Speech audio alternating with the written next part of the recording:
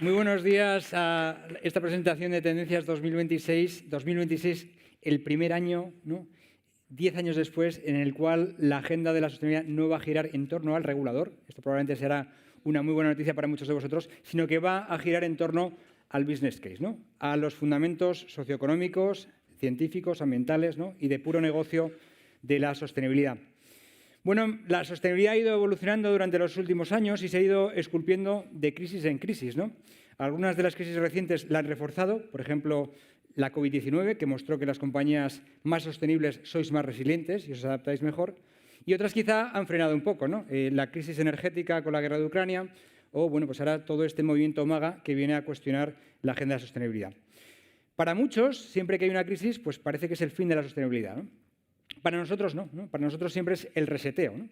Porque si lo pensamos, no hay una alternativa que sea libre, pacífica y duradera que no pase por la sostenibilidad.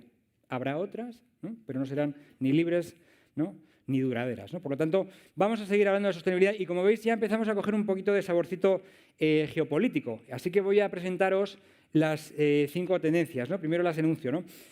La primera, hablamos de Europa en ese contexto geopolítico donde no nos queda otra que ser más competitivos, ¿no? Y donde la sostenibilidad puede ser una herramienta fundamental para incrementar la competitividad. La segunda tendencia, nos vamos a asomar a los mercados financieros, se titula Los años que vivimos peligrosamente, ¿no? Y vamos a hablar de cómo están viendo hoy los mercados y qué podemos extraer del futuro de la sostenibilidad en función de esos mismos comportamientos de los inversores. Tercera tendencia, hablamos de las brechas que nos dividen, ¿no? Vamos a hablar en clave social y vamos a argumentar que, además, ¿no?, de esa licencia para operar, existe un racional económico para que las empresas contribuyamos más a resolver las brechas sociales. La cuarta tendencia, con todo el dolor de nuestro corazón, nos toca despedir al 1.5, ¿no? El escenario 1.5 ya está fuera de nuestro alcance, pero cada décima de grado cuenta, ¿no? Esto no es una excusa para no hacer nada, sino todo lo contrario, para seguir avanzando. Y por último vamos a hablar de agua, ¿no? El agua, que es un regalo caído del cielo y que es probablemente el activo más habilitante y también el activo más limitante para las economías del futuro. Así que vamos a desgranar cada una de ellas, ¿no? Empezamos por Europa, ¿no? Y decíamos que este año o a partir de ahora no vamos a orbitar tanto ante el regulador, porque esa tendencia, ¿no?, que ya habíamos anticipado, ¿no?, esa desinflación regulatoria ya está prácticamente apuntalada. Por supuesto, hay muchos retos, hay muchos fill in the blanks, pero ya está apuntalada. Y ahora lo que tenemos que hacer es pasar página y ver qué es lo siguiente que nos toca. Y lo siguiente que nos toca es analizar el contexto geopolítico, porque el futuro de la sostenibilidad se juega en Europa, ¿no?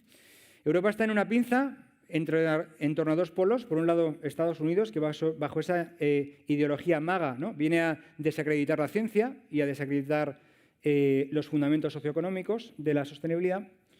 Y en el otro lado tenemos a China. China, que es una dictadura, o mejor dicho, es una electrodictadura, ¿no? Durante los últimos años ha ido consolidando una posición totalmente monopolística. De las 20 materias primas fundamentales para las tecnologías de la transición, China controla 19, con unas cuotas de mercado superiores al 70%. Con lo cual, Europa está entre medias y está en una situación muy débil desde el punto de vista económico y muy débil también desde el punto de vista político, con gobiernos en minoría con difícil consenso, ¿no? Bueno, esto significa que si queremos más sostenibilidad y si queremos más Europa, vamos a tener que ser más competitivos. Y aquí la sostenibilidad ofrece 3 herramientas fundamentales, ¿no? Autonomía energética, innovación. Pensemos que el 70% del gap de riqueza entre Estados Unidos y la Unión Europea viene por la falta de productividad europea. Y la tercera es el talento, ¿no? Y es que el talento muchas veces se cría en Europa, se educa en Europa y luego se va a crecer a Dubái, a Singapur, ¿no?, a Estados Unidos, ¿no? Con lo cual tenemos que ser capaces nosotros también de generar esos unicornios, ¿no? Bueno, ¿esto qué significa para la empresa? Pues 3 acciones fundamentales, ¿no? Una es replantear el business case. ¿Cómo conectamos la sostenibilidad con más crecimiento, mejores márgenes, eficiencias operativas, mejor capital humano y reducción de riesgos? La segunda contribución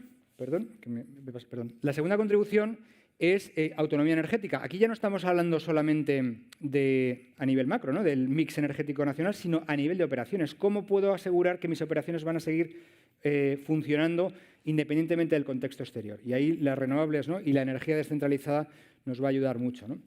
Y el tercer elemento, ¿no?, minimizar la vulnerabilidad de las cadenas de valor.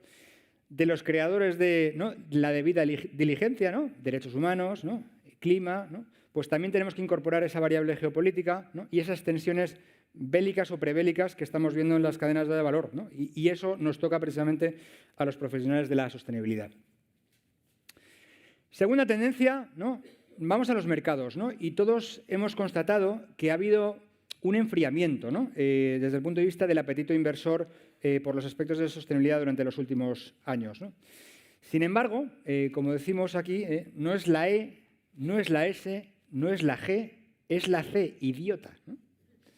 Es decir, no es una cuestión de sostenibilidad solo, es una cuestión de largo plazo, ¿no? Por eso la C, ¿no?, corto plazo. Vamos a ver cómo otros proxies de largo plazo, igual que la sostenibilidad, están siendo infravalorados por el mercado.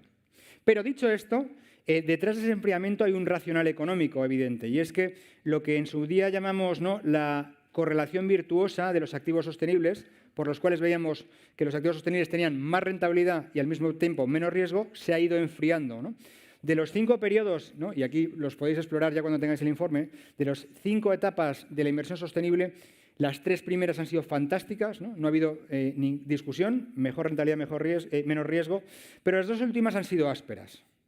La primera de las malas ha sido la guerra de Ucrania y la crisis energética, que no ha venido a cuestionar necesariamente la transición, pero sí la velocidad a la que transicionamos y la velocidad a la que incorporamos distintas tecnologías en el mix. Y esto, desde el punto de vista del mercado, genera volatilidad, incertidumbre y descuento de precios. La última etapa, que es la que vemos en naranjita, es la época del Trump 2.0, esta época de Make America Great Again, que, como sabéis, además de desacreditar la parte científica, también ha criminalizado literalmente la aplicación de criterios ambientales, sociales y de gobernanza en la toma de decisiones de inversión. Y eso, lógicamente, impacta porque Estados Unidos, como todos sabemos, es el principal mercado de capitales del mundo y eso le quita mucha inercia al movimiento. Dicho esto, 2026, nosotros creemos, hacemos esta apuesta, que va a ser el año de la vuelta, ¿no?, de la venganza, ¿no?, en el sentido positivo, ¿no? ¿Por qué? Primero, porque vivimos en un contexto de exuberancia irracional en los mercados. Como decíamos antes, no es solamente la sostenibilidad. Aquí os traemos un índice que nos gusta mucho analizar, es el MSCI World Governance Quality. Este índice se construye con 2 factores fundamentales. Uno es governance, lo que viene siendo en la gobernanza ortodoxa tradicional, ¿no?, pues consejos independientes, con separación de funciones ejecutivas, ¿no? Y el otro factor es quality, ¿no? Quality es calidad financiera, es decir, la capacidad que tenéis las compañías de generar beneficios estables, crecientes, ¿no?, a largo plazo. Bueno, pues como veis, este índice se ha pegado una piña literal tremenda, ¿no? El año pasado se ha dejado más de un 6% con respecto al índice de referencia. Los mercados no están valorando suficientemente el largo plazo. Lo estamos viendo con los metales preciosos, ¿no?, el precio del oro, de la plata. En Estados Unidos hay primas de riesgo negativas. Todo esto nos indica que estamos en un momento de burbuja, ¿no?, o por lo menos de irracionalidad. Y cuando esta burbuja, como sabéis, todas acaban pinchando, pues veremos cómo hay una mayor demanda por elementos de largo plazo. Otro factor que es importante es que los elementos que han pesado en términos comparativos en contra de la sostenibilidad durante los últimos 3 años ya están descontados, ¿no? Ya sabemos que hace falta más fósil, ya sabemos que hace falta más defensa, ya sabemos que hace falta más IA, ¿no? E incluso ya sabéis que algunos analistas piensan que hay burbuja financiera en torno a todos estos temas, ¿no? Con lo cual ya están descontados en los precios y no van a ser tan importantes a futuro. Con lo cual vamos a volver a ver cómo las narrativas sociales y ambientales y de gobernanza ganan peso. Y el tercer factor, que también es muy importante, con toda la que ha caído, es la propia resiliencia intrínseca en el mercado de finanzas sostenibles. Y es que en 2025 los bonos sostenibles han vuelto a crecer y han vuelto a niveles de 2021. Y si vamos a la parte de gestión de activos, cuando algunos, ¿no?, decían, uy, se acaba la inversión sostenible, ¿no? Bueno, pues esto no solamente no ha ocurrido. Evidentemente ha habido salidas en Estados Unidos por aquello del riesgo legal, ¿no?, para los gestores, pero en el resto del mundo se ha mantenido con mucha fuerza. De hecho, hoy hay un 17% más de activos sostenibles en fondos de los que había hace un año, ¿no? Con lo cual, ¿qué significa esto para la empresa? Pues, en primer lugar, anticiparnos, ¿no?, a una vuelta hacia los fundamentales de largo plazo. Nos van a volver a preguntar, oye, ¿qué va a ser de nosotros dentro de 10 años? ¿No? Nos van a volver a preguntar por aspectos ESG. Si esto es así, tenemos que reeditar, ¿no?, nuestro business case, aquellos que cotizáis en bolsa o emitís bonos, ¿no?, el investment case, ¿no?, de la sostenibilidad, ¿no?, que las diapositivas de ESG habían cogido un poquito de polvo, ¿no?, en estos últimos años, pues las tenemos que reeditar y sacar, ¿no? Y, en tercer lugar, seguir capturando las oportunidades que nos genera, ¿no?, este mercado de financiación sostenible que sigue creciendo, especialmente en Europa y muy particularmente en España. Vamos quizá a la tendencia más difícil, que lleva por título las brechas que nos dividen. Aquí somos valientes, ¿no?, y nos atrevemos a decir que hemos entrado en una nueva época romántica, ¿no? No tanto por la parte amorosa, sino desde el punto de vista histórico, ¿no?, desde el punto de vista de la visceralidad que vemos en la sociedad, ¿no? Eso lo vemos en un descontento de la sociedad con respecto al sistema. Vemos un sistema que es incapaz de generar grandes consensos duraderos, y donde tenemos una dialéctica política de la confrontación, ¿no?, y donde vemos que esa confrontación se retroalimenta porque cuanto más divido, pues más crecen los extremos, ¿no? Parte de esa retórica o esa parte visceral tiene un fundamento muy racional, y es que vivimos en una economía mundial que genera menos oportunidad. En estos momentos estamos creciendo a la mitad del ritmo de la media de los últimos 60 años. Menos crecimiento es menos oportunidad. Y no solamente eso, sino que ese crecimiento es mucho más volátil, que es lo que vemos en esta línea naranja, ¿no? La volatilidad del crecimiento del PIB mundial se ha multiplicado por 3,5 veces, ¿no? Y eso lo que tiene es un impacto directo en la desigualdad. ¿Por qué? Porque las crisis, los shocks, no nos afectan de manera homogénea en toda la población, sino que, por una parte, los pobres siguen siendo pobres un poco más, los ricos siguen siendo ricos un poco menos, y donde realmente tenemos el impacto es en la clase media, ¿no?, que es la parte más populosa, y de ahí viene pues una buena parte del descontento, lógicamente alimentado además por redes sociales. En concreto, en España este año hemos sido muy valientes a la hora de decir, oye, ¿cuáles son las 4 brechas que nos preocupan más en España, ¿no? La primera es el empobrecimiento de la juventud, ¿no?, y lo reflejamos con este múltiplo mnemotécnico, ¿no?, 3 por 4. O mejor dicho, 3 por 400.000. ¿Qué queremos decir con esto? Que la velocidad a la que crecen las rentas, es decir, los salarios, ¿no?, de los menores de 45 años es un 2,8% menos que la de los mayores de 45 años, sistemáticamente. Y los que tenéis una visión más cuantitativa os daréis cuenta de que, aunque 2,8 parezca poco, el efecto acumulativo a largo plazo es brutal, ¿no? Ya hoy los hogares de más de 75 años tienen de media 400.000 euros más en patrimonio que los hogares jóvenes, ¿no? Esto es un problema porque además desafía la lógica de la productividad, ¿no? Cuando uno es joven, sabe poco, gana poco, pero crece muy rápido, ¿no? Bueno, pues lo que vemos es que el mercado ahora mismo no está funcionando de esa manera. Vinculado con este primer elemento está la crisis de vivienda. La crisis de vivienda no es solamente un problema de oferta, ¿no?, que hay poca vivienda disponible, es un problema también de demanda, es un problema de renta.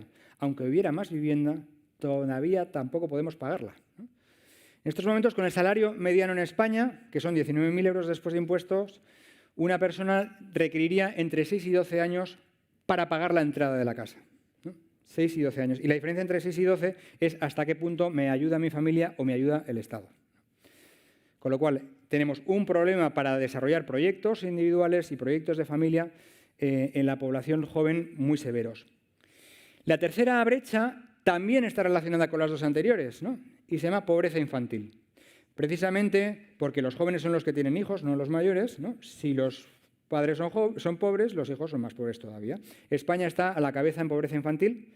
3 de cada 10 niños se encuentran en situación de pobreza infantil, y esto, además de lo evidente, ¿no?, esa privación de recursos esenciales que tienen los niños, es un problema macroeconómico brutal, porque esos niños tienen peor alimentación, tienen peores sistemas inmunes, tienen un peor desarrollo cognitivo, más fracaso escolar, y cuando salen al mercado son mucho menos productivos. Es un caso paradigmático, ¿no?, de cómo un problema social se convierte en un problema macroeconómico que a todos nos interesa resolver. Y el último, y quizá el más resbaladizo, si entramos en política, y no vamos a entrar en política, es lo que llamamos los cuellos de botella del estado del bienestar. Y para ser lo más asépticos posibles, lo describimos con una notación económico-financiera. K es mayor que G. K es coste, G es crecimiento económico. Llevamos décadas en las cuales el gasto social crece muy por encima de la tasa de crecimiento de la economía que la soporta. Esto coyunturalmente puede funcionar, pero a largo plazo no. Porque aquellos que tenéis esa visión cuantitativa sabéis que algo que crece por encima de la economía se convierte en la economía, ¿no? Pero claro, ¿cómo vas a financiar el gasto social si no hay economía? Porque toda la economía es gasto social. Con lo cual tenemos un problema que los economistas llaman el efecto desplazamiento, ¿no? Los estados incurren en déficit, en deuda, y para hacer frente a ese gasto creciente tengo que recortar de otras partidas. Por ejemplo, transición, por ejemplo, mantenimiento de infraestructuras, bueno, un montón de cosas que están en peligro como consecuencia de esa inestabilidad económica. Por lo tanto, ¿qué significa esto para la empresa? Lo primero es repensar cuál es mi rol en la sociedad. Y como decíamos antes, ya no es una cuestión de licencia para operar, es que a mí me va la vida en ello. ¿Cómo voy a traer talento a mi empresa si no puede vivir a menos de 50 kilómetros de mi oficina? ¿Cómo extraer mayor valor de la productividad, ¿no?, del país cuando tenemos un colectivo gigantesco como son las personas con discapacidad si no hago una adaptación de mi entorno de trabajo para que puedan ser más productivos, ¿no? Por lo tanto, en primera persona nace una responsabilidad subsidiaria, si lo queremos ver así, de las compañías con respecto a las brechas sociales.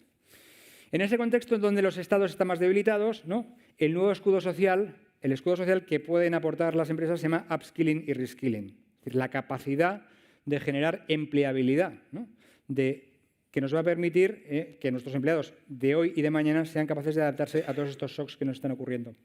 Y, por supuesto, las temáticas, vivienda, pobreza infantil, cada vez, ¿no?, esos cuellos de botella del estado del bienestar cada vez van a presionar más a las empresas. Vamos con la cuarta tendencia. Nos despertamos de un dulce sueño y es el soñar con esa consolidación del 1.5 del Acuerdo de París, ¿no? 10 años más tarde vemos que esto no es posible. No hay prácticamente ningún analista que vea viable consolidar ese 1.5. Y el motivo por el que no es viable es porque ya tendríamos que haber hecho techo en emisiones de CO2. Sin embargo, las emisiones no han dejado de crecer durante los últimos 10 años, quitando solamente la excepción de la pandemia. Y no solo eso, es que dentro del mix energético, el carbón, que es la variable más contaminante, ha crecido un 50% más rápido que el gas natural, que es la versión limpia del fósil, ¿no?, o semilimpia, ¿no? Si vamos al análisis estrictamente científico, hablamos de ese carbon budget, del presupuesto de carbono, ¿cuánto podría llegar a emitir, ¿no?, para consolidar ese 1.5? Pues son aproximadamente 170 gigatoneladas de CO2 adicionales a la atmósfera. Esto significa que podríamos vivir como hasta ahora, fenomenal, pero el 1 de enero de 2030 ¿no?, deberíamos desconectar el combustible fósil completamente. Y esto es absolutamente inviable, ¿no? Por eso, lo que toca ahora es prepararse. ¿Ante qué? Pues ante un escenario de calentamiento probablemente más en la horquilla del 2,5, 3,5 grados. Fijaos, esto es una barbaridad con respecto al 1.5. Oil for longer, ¿no? Vamos a tener que consumir más hidrocarburos. Aquí el último informe de la Agencia Internacional de la Energía, en sus dos escenarios, ¿no?, el business as usual, ¿no?, que se llama CPS, ¿no?, Current Policies, estima que el petróleo seguiría incrementándose hasta 2050, ¿no?, el consumo de petróleo. Y en el escenario STEPS, ¿no?, que es el de Stated Policies, compromisos declarados por los gobiernos pero no ejecutados, el petróleo tocaría techo en 2030, pero no sería un pico, sino que sería una meseta, ¿no?, sería una salida muy gradual del petróleo. A esto contribuye, entre otras cosas, otro efecto de desplazamiento. Antes hemos hablado del efecto de desplazamiento a nivel social. Otro efecto de desplazamiento lo tenemos con el gasto en defensa, ¿no? Países como Polonia o Alemania pues han más que duplicado su presupuesto en defensa y España también está en esa línea, ¿no? Es lo que toca en estos momentos. Y eso, lógicamente, son menos recursos para transición. Y por último, hablamos de la necesidad de adaptación, ¿no? Y es que los fenómenos extremos, ¿no?, a nivel climático llevan más de una década creciendo al 70%, es decir, ahora hay un 70% más de catástrofes naturales y de impactos económicos vinculados a esas catástrofes que hace 10 años.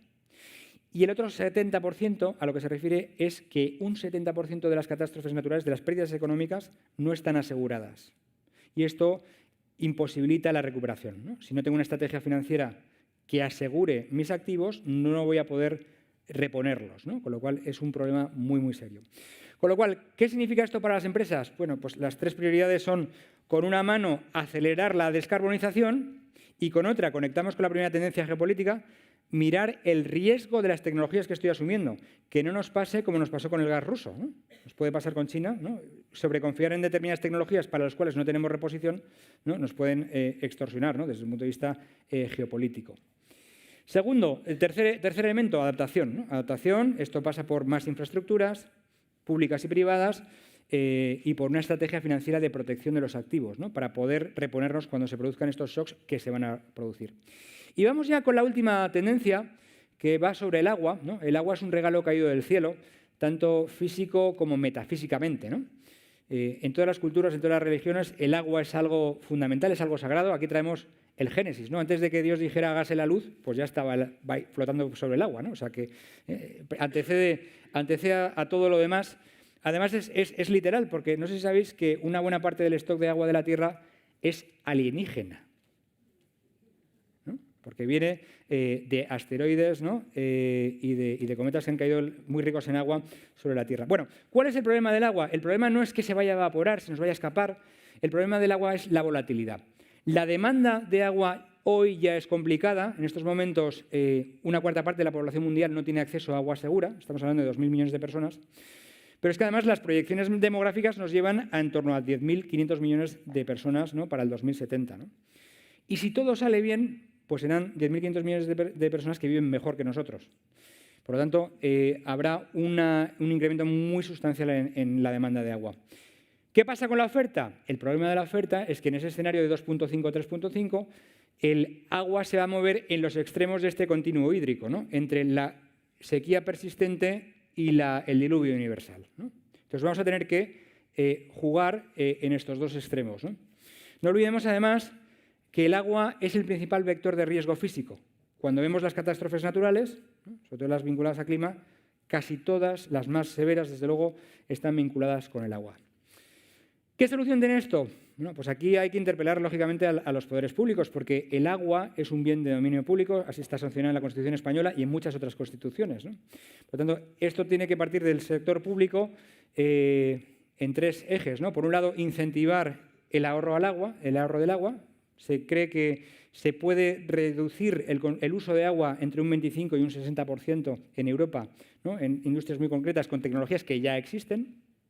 Por otro lado, esas infraestructuras más resilientes que nos permitan estar en los dos extremos de ese continuo hídrico y, por supuesto, ampliar las fuentes de agua, ¿no? Y hablamos de desalación, lo cual tiene otros componentes ambientales, pero hay posibilidad de desalar de manera libre de carbono. Y luego está la respuesta empresarial. Y aquí el Consejo Empresarial para el Desarrollo Sostenible español nos planteó al equipo de Forética, oye, esto es muy importante, por favor, crear una guía para CEOs, para que todos entendamos que el agua no solo va de si soy un gran consumidor de agua directo, ¿no? Y aquí hablamos de 4 dimensiones de materialidad del agua, ¿no? El agua puede estar en mi producto, puede estar en mis procesos, puede estar en mi cadena de valor, aguas arriba o aguas abajo, o incluso, aunque yo no sea intensivo en agua en ninguno de los anteriores, puedo estar operando en un territorio con estrés hídrico. Con lo cual, no tengo opción, tengo que integrar el agua. Por lo tanto, 3 elementos, ¿no? Reevaluar la materialidad del agua. En segundo lugar, prepararnos a nivel de infraestructuras, ¿no? Para poder absorber este tipo de shocks. Y, por supuesto, desde el punto de vista empresarial, avanzar hacia ese water positive, ¿no? Ser neto positivo en agua, por lo menos como aspiración, sería fundamental. Bueno, pues estas son las tendencias. Por recordarlas, ¿no? Estamos en un contexto geopolítico que nos obliga, nos empuja a que la sostenibilidad sea sinónimo de competitividad. Estamos en unos mercados que, bueno, pues están en una situación exuberante, pero volverán, ¿no? Después del próximo pinchazo, volverán a pedir más sostenibilidad, sin duda alguna. Tenemos retos sociales que todos tenemos que resolver, no solamente el Estado, sino las empresas. Vamos hacia ese 1.5, cada décima de grado cuenta, y hablamos del agua como el activo, ese oro líquido que nos va a habilitar o a limitar en el futuro. Así que solo me queda despediros con una frase que, según William Shakespeare, pronunció Enrique V, ¿no? En la batalla de los 100 años, ¿no? En la guerra de los 100 años, ¿no? En la batalla de Honfleur, cuando estaban en inferioridad de condiciones, intentaban tomar un castillo y les dijo, igual casi se acuerda, ¿no? Casi lo dirá mejor que yo, ¿no? Once more unto the breach, dear friends, ¿no? Once more, ¿no? Oye, no sabemos si es la última batalla, espero que no, pero tenemos que dar la batalla, ¿no? Nos jugamos mucho, nos jugamos esa visión que compartimos todos en Forética, ¿no? De llegar a 9.500 o 10.500 millones de habitantes en el planeta, viviendo bien, con calidad de vida, pero dentro de los límites planetarios. Bueno, pues muchas gracias por vuestra atención y si os parece seguimos. Gracias.